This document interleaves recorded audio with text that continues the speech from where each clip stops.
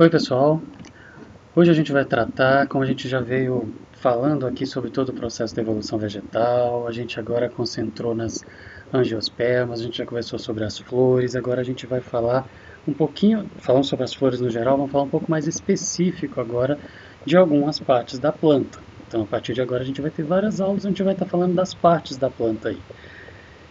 Para começar, então, o que a gente vai estar falando é sobre o androceu, o órgão reprodutor masculino da planta. A gente já tratou disso nas aulas anteriores, naquela parte geral. Agora a gente vai ser um pouquinho mais específico, aprofundar um pouquinho mais.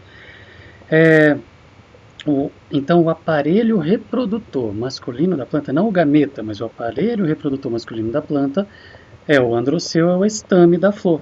São aqueles talinhos que a gente vê ali desenvolvendo na flor, como a gente já estudou nas aulas anteriores. O estame ele tem ali três partes principais, que é o filete, o conectivo, que vai estar unindo ali a antera ao filete, e a antera. Tá? A antera é que é a parte, de fato, fértil do órgão masculino da planta, do aparelho reprodutor masculino da planta. Na antera você vai ter conjuntos, sacos de células ali, pacotes de células, né, onde vão ser produzidos os grãos de pólen, ok? E dentro desses sacos polínicos aqui que a gente vai ter todo o processo, a meiose acontecendo e o gametófito masculino, o pré-gametófito masculino sendo produzido ali, que é o que a gente está chamando ali de grão de pólen, né? Cada célula dentro desse saco polínico que eu falei, ela é a célula mãe do grão de pólen, ou a célula mãe do microsporócito, que seria célula mãe do micrósporo, que seria o microsporócito, aquela célula 2N que vai sofrer meiose para produzir os micrósporos, tá? Então, cada uma das células ali dentro daquele tubo que forma os grãos de pólen é a célula mãe dos micrósporos, que são os microsporócitos, que são 2N, que sofrem meiose, produzindo 4 células N, que são os micrósporos, ok? Os micrósporos, cada um dos micrósporos, na hora da germinação do tubo polínico ali, que vai levar o gameta até a fecundação, na hora da germinação do micrósporo ali do tubo polínico, o núcleo ele vai se dividir, cada um deles, tá? N cromossomos, né? Já veio da meiose. Cada um deles vai se dividir, o núcleo vai se dividir em 2 núcleos haploides, só que ainda dentro do mesmo citoplasma, ok? Então, aquela célula, um único citoplasma e 2 núcleos haploides ali, ou seja, uma célula binucleada, é que é o grão de pólen, tá? Ou simplesmente o pólen aí, como a gente fala. O grão de pólen, a gente já viu antes, no geral ali, que ele contém o gametófito masculino, certo? O grão de pólen ele tem uma estrutura maior, uma parte aerada que vai facilitar ali a flutuação, e essa célula binucleada que eu falei ali, que é o grão de pólen, onde vai se desenvolver o tubo polínico, que de fato é o gametófito masculino, tá? Bom, o grão de pólen ele tem 2 membranas, uma externa exina, e a interna intina, ok? E o citoplasma ali com aqueles 2 núcleos haploides ali dentro, para poder para a formação do gametófito masculino. Então, no início da formação do gametófito masculino, a gente tem o grão de pólen. Okay? O grão de pólen ele seria um precursor do gametófito propriamente dito. Por isso que eu falo que o grão de pólen contém o gametófito masculino ali no início do desenvolvimento dele. Quando o grão de pólen ele vai germinar, aqui, como vocês veem nessa imagem, ele vai germinar, ele vai crescendo para poder levar o gameta. Lembra que ele tem 2 núcleos haploides ali, né? Quando ele vai germinar e dar origem ao tubo polínico ali, ou microprotalo, que de fato é o gametófito masculino, né, o tubo polínico, desses 2 núcleos que ele tem, um núcleo que é o germinativo, ele vai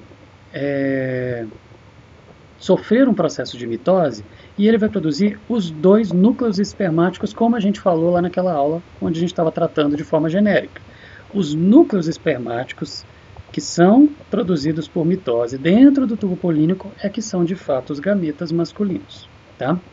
A polinização é quando o grão de pólen voa e vai aterrissar em cima do órgão feminino da planta, da flor, ok? Então, a polinização, como a gente fala, é o transporte, seja por qual for o método, mas o transporte do pólen até olha aqui, ó, todo preso em volta dessa abelha. O transporte do pólen da antera até a abertura lá do estigma, do gineceu, do órgão feminino, ok? Essa polinização ela pode ser feita na mesma flor ou não, em flores diferentes, na mesma planta ou plantas diferentes. Então ela pode ser de dois tipos, autopolinização, ok? Que é a polinização direta, ou então a indireta, que é a polinização cruzada. Como que é isso? A polinização direta é quando você tem a autopolinização ali mesmo, ou seja, o grão de pólen, ele vai sair e ele vai cair no estigma da própria flor. Normalmente isso acontece com flores fechadas, pode acontecer com flores abertas também, tá bom? Quando ele está acontecendo em flores fechadas, a gente tem flores cleistogâmicas, esse que é o nome, mas a gente pode, como eu já falei, pode acontecer em flores abertas também. Agora um detalhe é que a autopolinização leva a autopolinização é autofecundação. E a autofecundação vai levar a uma descendência homozigota, e a gente já aprendeu que a vantagem, quanto mais heterozigoto, maior a variabilidade. O heterozigoto gera maior variabilidade do que homozigotos. E quanto maior a variabilidade, melhor a adaptação ou a possibilidade de sobrevivência de uma espécie, porque você tem indivíduos com características diferentes que numa determinada mudança ambiental, alguns podem ser selecionados e morrer e outros sobreviverem.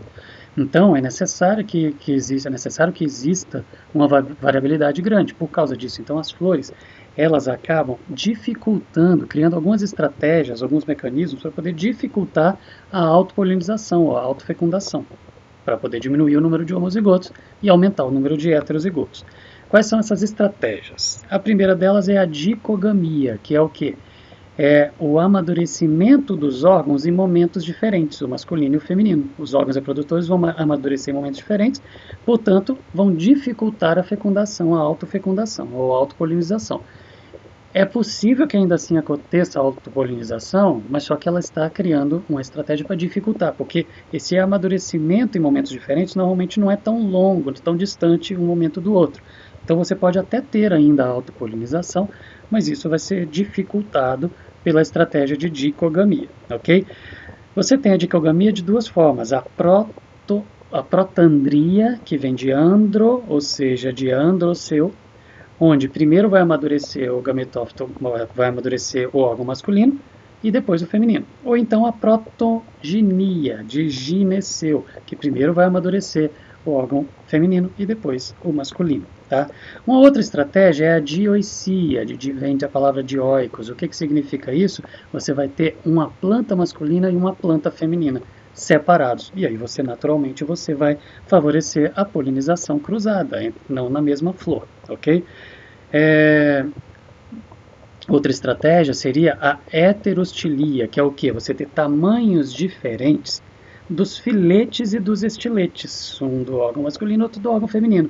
E com isso você vai ter situações como nessa imagem, onde você vai ter uma antera bem menor do que o estigma, da altura ali do estigma, e dessa maneira você dificulta a autopolinização da mesma flor, mas você vai favorecer que aquele grão de pólen saia e vá polinizar flores diferentes que estiverem abaixo ali, e vai ser levado por insetos ou pelo ar, por alguma estratégia aí de polinização. Outra estratégia da polinização para evitar os homozigotos ou a autopolinização seria a autoesterilidade, que significa o quê? O grão de pólen de uma flor não consegue fecundar a própria flor. A flor ela é estéril para o próprio grão de pólen dela, mas para outro não, e ele vai ser fértil para uma outra flor, ok? Isso também é outra estratégia. Agora, eu falei que tem a direta e a indireta. A indireta é a fecundação cruzada, onde o pólen de uma planta vai sair, de uma flor vai sair, de uma antera, e vai até o estigma de uma outra flor. Essa é a que favorece os heterozigotos. Essa outra flor pode ser da mesma planta ou de plantas diferentes, mas a gente vai estar favorecendo a heterozigose aqui e não a homozigose. Bom, essa polinização cruzada, então, ela vai favorecer os híbridos. E os híbridos têm uma maior variabilidade, e essa maior variabilidade gera uma maior adaptação da espécie, da comunidade para uma situação de mudança ambiental. A polinização pode ser feita por vários agentes. Esses agentes podem ser insetos, animais, o ar, a água, porém, o principal é os insetos, ok? Quando a polinização ela é feita pelos insetos, a gente dá o nome desse tipo de polinização de entomofilia. São os insetos que conseguem conduzir os grãos de pólen e fazer a polinização cruzada, ok? Para isso, como estratégia, as flores elas são perfumadas para atrair os insetos e coloridas. Tem as pétalas ou a corola aí bem colorida para poder ser atraente para os insetos e gerar essa polinização, ok? O odor, ou seja, o aroma, ele atrai os insetos para as flores. Só que quando os insetos chegam lá, ainda tem aquelas glândulas que produzem o néctar, que é adocicado, que vai servir de nutriente de alimento para os insetos. E o inseto vai ter que entrar ali na flor para poder movimentar ali, para poder retirar o néctar. Enquanto isso acontece, ele se suja todo dos grãos de pólen, eles grudam no inseto e o inseto voa e vai até outra flor. E ele leva o grão de pólen e vai promover a polinização cruzada. Isso é uma estratégia dos vegetais, das angiospermas, para poder favorecer a heterozigose aí. Agora, quando essa polinização ela é feita não por insetos, mas por animais, por exemplo, por pássaros, a gente tem a ornitofilia, que significa o quê? A planta ou as flores, elas são coloridas para poder atrair as aves. Também tem o néctar para poder a ave sugar o néctar, sujar do pólen e levar o pólen para uma outra flor. Então é ornitofilia. Agora a gente tem também a anemofilia. A anemofilia já é uma estratégia que utiliza o vento. Nesse caso, o que vai acontecer é que o estame inteiro vai voar. Não vamos ter aí as pétalas e as sépalas, ou seja, a gente não vai ter cálice e corola, ok? E nessa planta, nessa flor, e ela vai ter uma facilidade grande de desprender ali o estame para poder levar o pólen facilmente pelo vento até o órgão feminino de outra flor, ok? Quando a estratégia utiliza de animais, no caso dos morcegos, a gente tem um nome específico, que é a quiropterofilia, vai utilizar os morcegos. Nesse caso, é uma estratégia de flores que elas se abrem à noite e são perfumadas para poder atrair os morcegos para a polinização, ok? Também existe, é muito raro, porque são raras também as angiospermas aquáticas, mas existe a hidrofilia, que é a polinização realizada pela água. Vai ser raro, uma situação e um evento raro, porque nós temos angiospermas aquáticas, mas elas também são raras, ok? Então, sobre androceu, sobre polinização, é isso que a gente tinha para falar, ok? Até a próxima, pessoal.